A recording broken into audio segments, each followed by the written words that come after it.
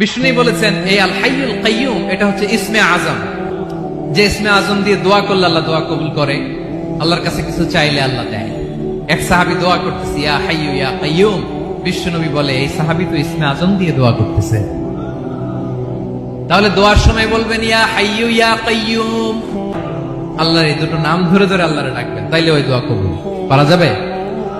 বিশ্বনবী দোয়াতে বলতেন ইয়া হাইয়ু ইয়া কাইয়ুম বিরহমাতিকা আস্তাগীথ আসলিহ লি শা'নি কুল্লাহু ওয়া লা তাকিলনি ইলা নাফসি তারফাতা আইন।